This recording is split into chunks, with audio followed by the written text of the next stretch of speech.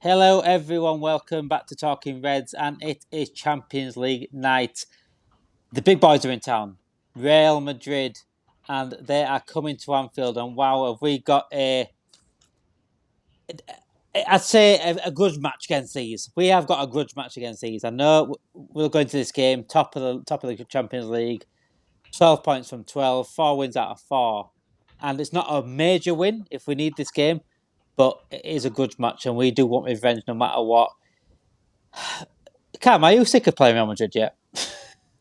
I'm sick of losing to Real Madrid, but yeah, it's going to be a good game. I'm a little bit more relaxed about what happens tomorrow, although momentum is a big thing.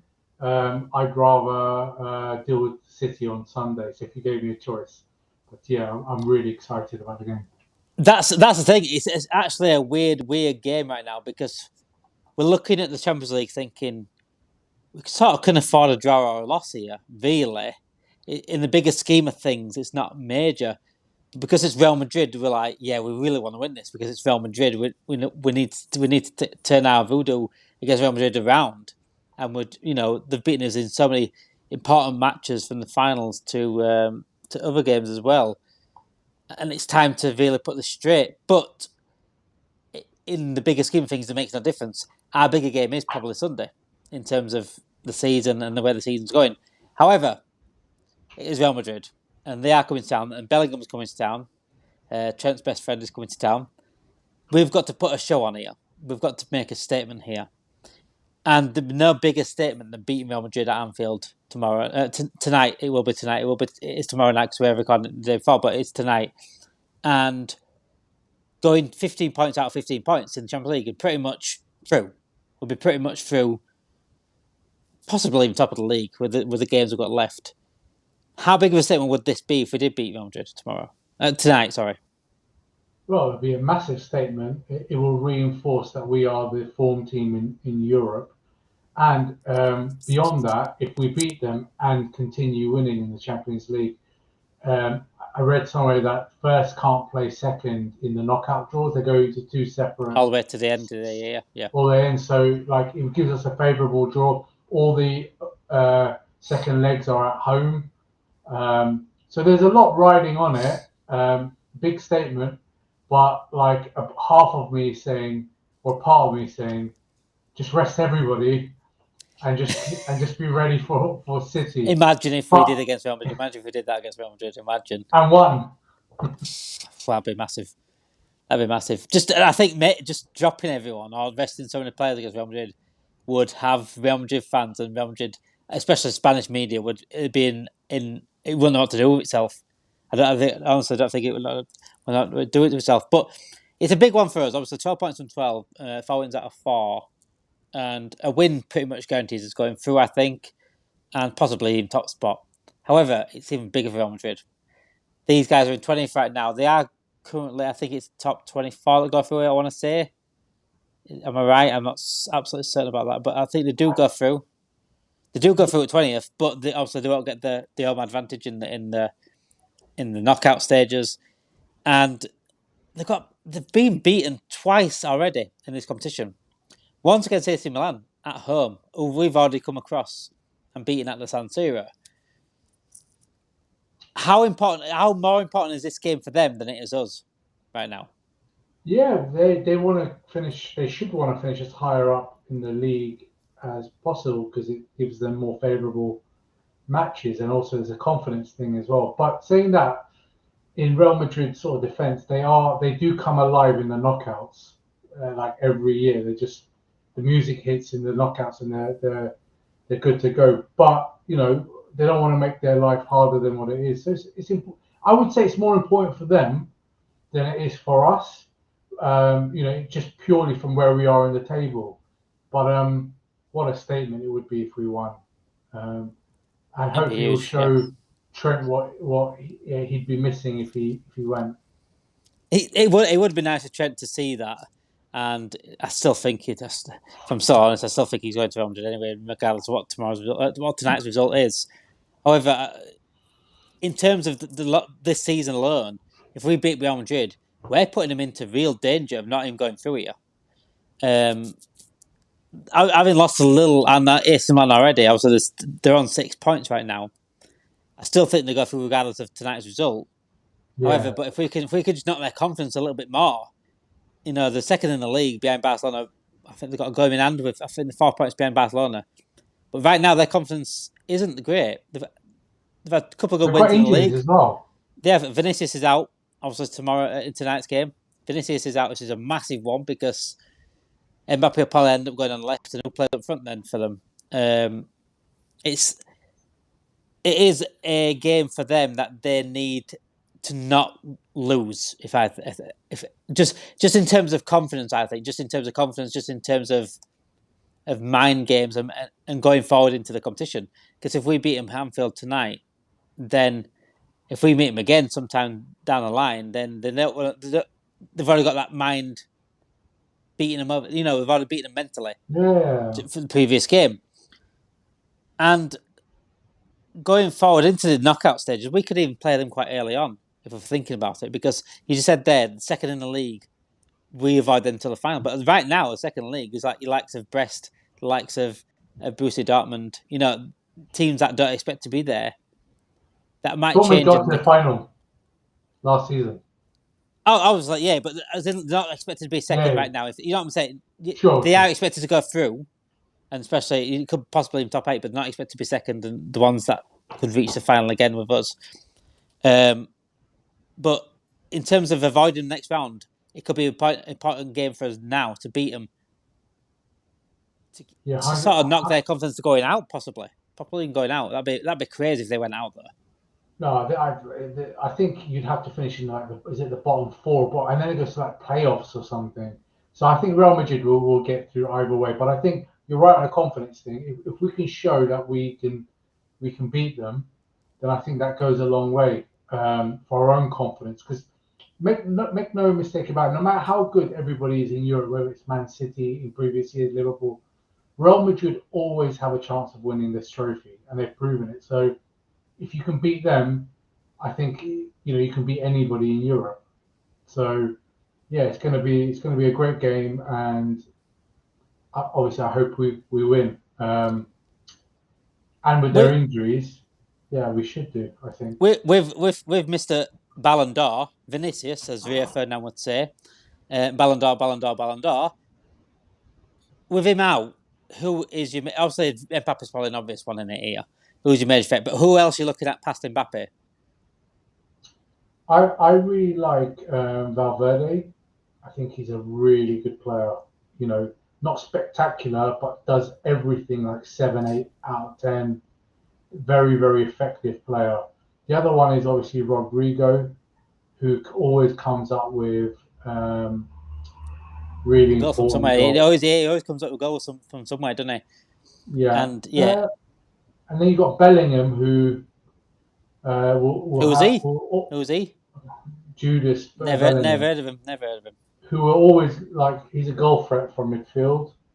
He reminds me a lot of Steven Gerrard, not as good as what Gerrard was, but he's a lot young. He's very young, so he can develop. But they've got some goal threats. Obviously, they're Real Madrid, but yeah, I like Valverde a lot. I think he's a top player. I think that midfield battle again. We say it all the time when we do these match previews. Midfield's where the game's won, but that midfield battle tomorrow. I keep saying tomorrow because it's the day we're recording, but that midfield battle tonight is absolutely massive. Like we're going to this game thinking we've got a brilliant midfield right now. We are still lacking that six no matter what. I know Government is doing a good job, but he's better going forward, in my personal opinion. But if there's any midfield battle to be winning, it's this one. And if we win this midfield battle, it'll say, I think it's a bigger statement than just winning the game, because I think if we win the midfield battle, we'll probably win the game.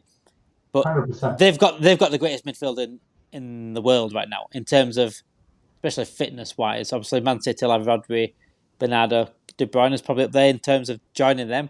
But like Tchouaméni, Valverde, Camavinga, Bellingham, there's not many better around than that. It's a very powerful. I mean, Modric aside, it's a very powerful midfield, and we've got McAllister, Gravenberch, which is a powerful. He's 6'4" or 6'3", big boy Soboslai is very dynamic as well. My worry is the brute force, and they've got the technical ability, right, to play with it. But yeah, it'll be an interesting battle, and I don't think we play with a six. To be honest with you, I think we play with a double pivot to sort of compensate for the fact that we've done. Yeah, compensate with a six. Yeah. Yeah. So if we went with a destroyer as a six, I don't think he'd be a lone pivot, wouldn't he? And then Gravenberg would go up higher. But it'll be a really good game. I'd be people are going to laugh, but I'd bring Endo in for that one because I think you're going to need legs and hunting down and pressing all over the place. And I think McAllister. Who would you bring out? Who would you bring out? I'd probably take out Curtis Jones and go with a more conservative midfield. So I'd go Maka like at 10. Yeah, and a bit more conservative. Play with a proper double pivot, or put Endo as a sole pivot, and then put Gravenberch just in front of him. I think that'd be playing with fire though. If we did Endo by himself, I would be playing with fire against Bellingham. But we're at Anfield. I think that'd be an absolute mismatch, if I'm honest. Bellingham against Endo, I think that'd be an absolute mismatch. Yeah, but you cut the supply to Bellingham. Okay, we could let man mark him, you mean? Yeah, could man mark him, possibly. A bit like how Alex Ferguson used to with Pat G. Sung in these sort of games. I used to stick it on a man, didn't he? Pat G. Sung used to always man mark a player in a game like this, and it allowed others to do what they need to do. Is stopping Bellingham a big part of tonight? They got so much quality. That's the thing. I think if you stop Bellingham, you've got that sort of World Cup winner who just came from Paris, who's arguably one of the best players in the world, right? So you got him, you got Rodrigo on the right, who's a big game player. Like, I actually don't think there's any point in man marking. In fact, thinking about it, also the team's not come out yet, so we don't know the teams.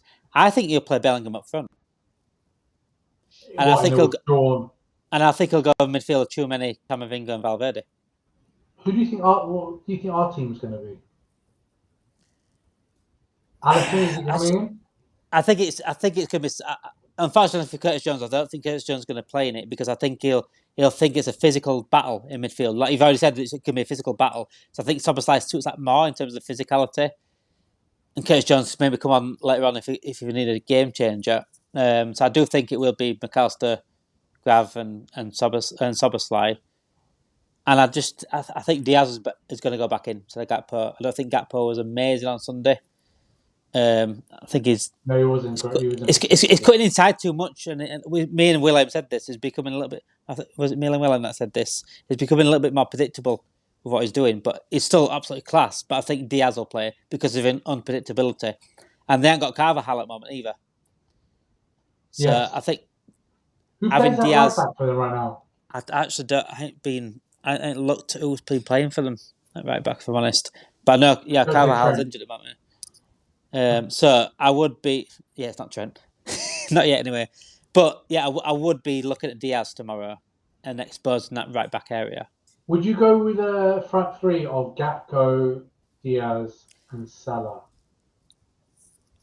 This is the question that I asked the other day in a chat because Núñez is not doing anything. He didn't do it. He didn't do anything again on Sunday against Southampton. He would just, if he's not scoring a goal from nothing, from whatever. It doesn't impact the game anymore, Núñez, and it's getting frustrating. It's getting so I say it's getting frustrating watching him. And that worked, didn't it? That Gakpo Diaz thing. It was more of a tactical change against the defender that we're against. Would Slot do that again? Possibly, because Rudiger's physical. I know Rudiger's physical, but will he like Gakpo? Would he like Diaz with an in behind him? Because it'd be Diaz that's going up front, wouldn't it? It'd be an interesting thing. I think Slot could do that. Slot could do that. It's a good shout. I'd be up for that. I think that's our best front three. With Jota's obviously out. Still. Yeah. But he's just started training. But I think he'll be on the bench tomorrow. Alisson's training with the goalkeepers at the moment. He's not integrated into the full squad yet. But so what would your team be, out of curiosity? So yeah, I'm going to go for the front three that you just said there. Diaz up front, Gakpo left, Salah right. The midfield, like I said, Trent, Konate, Van Dijk. But we ain't got Trent, have we? We ain't got Trent. So I'd have to go. Trent's back. He's training, no? Is it? I'm sure he's out for tomorrow. He He's back might in be. training. All He'll right be on then. the If bench. Trent's available, obviously Trent will play. But if he's not available, I'd be looking at Gomez 100%. That's my thought as well. over Bradley because Bradley didn't look good on Sunday.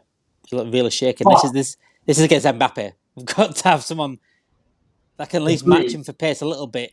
He's not going to match him for pace, but he's faster than Bradley. Gomez is rapid, even with his injuries. He's still. You got Konate there, who's an animal as well. But who's going to play left back? So I was thinking put Gomez left back and put Bradley right back. I'd look at swapping it around. I'd put Bradley left back. I feel like Gomez is better on the left than he is on the right. He is better on the left. He is, but I think that Mbappe thing. I think if Mbappe gets on Bradley, he could really destroy Bradley. I think it'd be the making of him. It could be. I remember Trent coming in when he was obviously his debut season came in. His Champions League debut was against Sane, and they pocketed him, and that was prime Sane, Man City Sane, and that was for me. I don't understand why this Trent can't defend thing when you see a game like that against Sane, and that was his first game in Champions League. So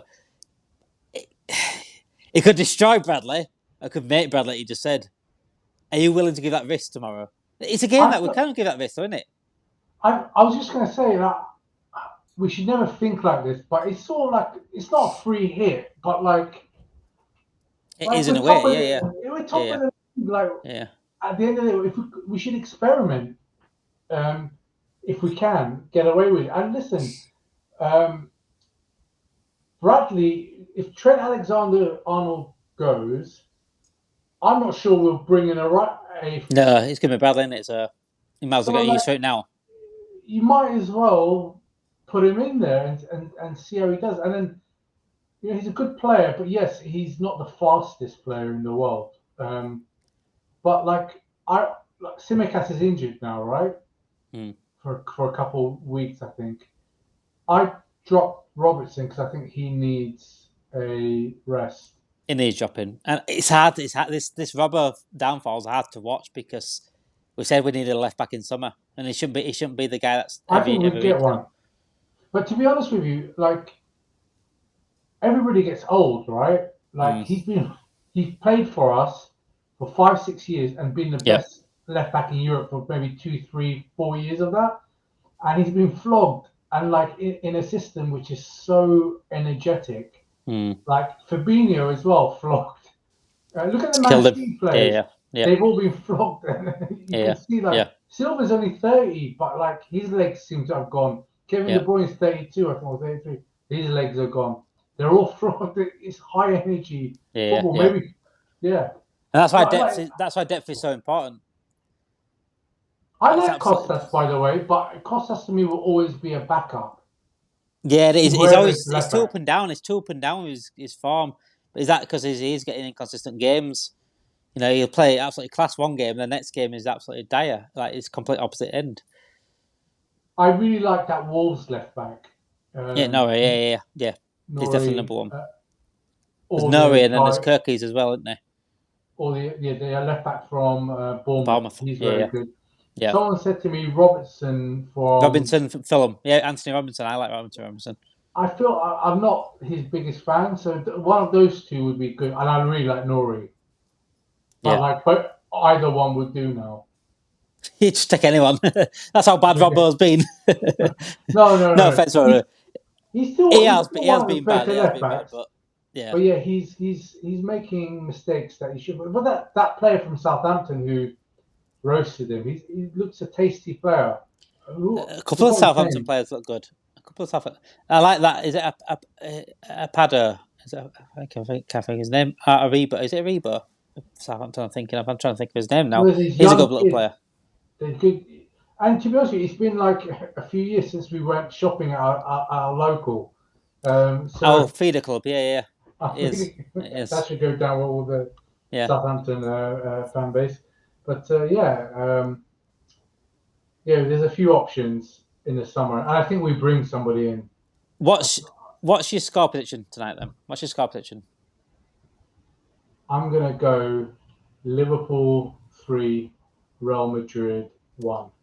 If you were going to say nil there, you're going viral. I was going to say if you're going Liverpool 3-0 there, I thought I was saying something here, but 3-1. That's a big call. Do you think we played the? Do you think we'll go full strength then, based on that result going on, I feel like we'll rotate 2 or 3 players because I think and still beat them 3-1?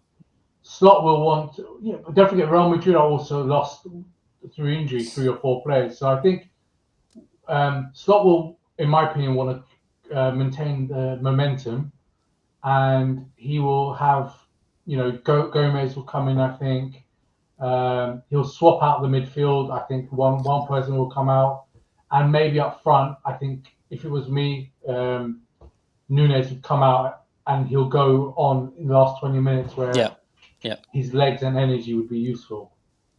If I'm going to be honest, right, with my prediction on this, I just think it's the midfield for me. I've always been saying like this. There's been times this season that it's shown that we needed that DM and that not powerful, just that extra body there when Gravenberch leaves a gap there or McAllister doesn't get back, and that's going to kill us tomorrow. Tonight. I think that's going to kill us in terms of that. I think their midfield's too powerful, and that's what I worry about. Anfield. But we score, and like you said, like you just said there, it's Anfield. We don't really lose at Anfield. So I think it's going to be a 2-2.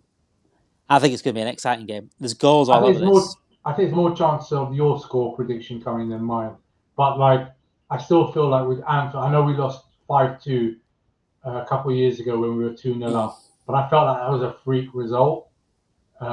Just everything they hit went in. Yeah. So I think that was a freak result. So I'm confident we'll get the result. Either way, I think we'll get the result. And I think both teams will be happy with 2-2 as well at the end of the night because then we've not lost again, and Real Madrid have gone to Anfield and got a point.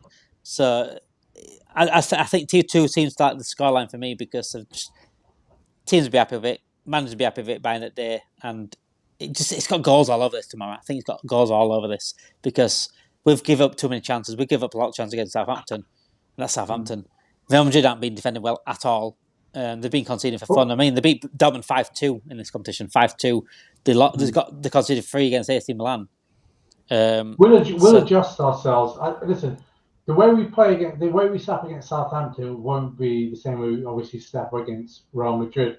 And I think if we do beat them, because remember, everybody has been for months saying Liverpool haven't played anyone, or now we're going through the gauntlet of games. I think if we beat Real Madrid, I think that puts us in the right mindset for Sunday. Yeah, I really I'd do. say so. Yeah. And do you think City in the other mindset? Do you think Slot will be thinking about Sunday though, especially with substitutions towards the end? 100%. Listen, you don't in chess. You don't just think of the mover in front of you, right? Moves it in head. Yeah. You put the thing. So every manager says, "Oh, I'm going to concentrate on this game." Yeah. I've never. But I think when a big game like City comes up just afterwards, I think you'd be foolish to not factor in the game. Like if City were 4 games down the road and we were playing, I don't know, who was it, Sheffield United at home, then I feel like he probably wouldn't be as mindful of that game. No disrespect to Sheffield United. So I think like in chess, you plan ahead. So I'll be very surprised if he isn't sort of looking at his personnel and how he's going to play both games. All we know is it's going to be an absolute storm of a game. I think absolutely. It's good. It's going to get out the build-up where we're saying this now. It's going to be a storm game. It's going to be 2-2. It's going to be goals galore. You've said 3-1. I said 4 goals as well. And it could be 0-0 in it at the end of it. But I think it's going to be an absolute storm of a game, no matter what happens, no matter what team we put out, no matter what team Real Madrid put out. This is a good match, and this is always going to be a good match between Liverpool and Real Madrid now. I'm hoping for a 4-0 like the Gerrard one did at Anfield back in 2007. I want to say 2006, 2007. It was. De Sena scored the last goal. Yep, he did. And Gerrard and Torres won it. Gerrard absolutely ran right that night. Torres, Gerrard. Gerrard got double, I think. A penalty Got a and half volley and then a penalty. And Torres got the tap in. Yeah. So whatever happens tonight, it's going to be an absolute storm of a game. I hope you guys enjoyed the game. And whatever the result as well, it doesn't really matter in terms of long-term in terms of Champions League, but let's keep this momentum going. Let's keep this confidence going. Let's keep this energy going. Get a win, and then move on to Sunday and get a win. Thank you everyone for watching. Up the Reds. Like this video. Join the channel. Subscribe to the channel. Notification bells on. We're getting daily content out every single day. Liverpool football content. Up to 3 videos a day if we can for you guys. Fun ones as well, not just match previews and match reactions, but more fun ones as well. We'll be live tomorrow night for the match reaction after the Real Madrid game, so it will be about 10, 10:15, I'd say. So thank you everyone for watching, and have a great night with a Liverpool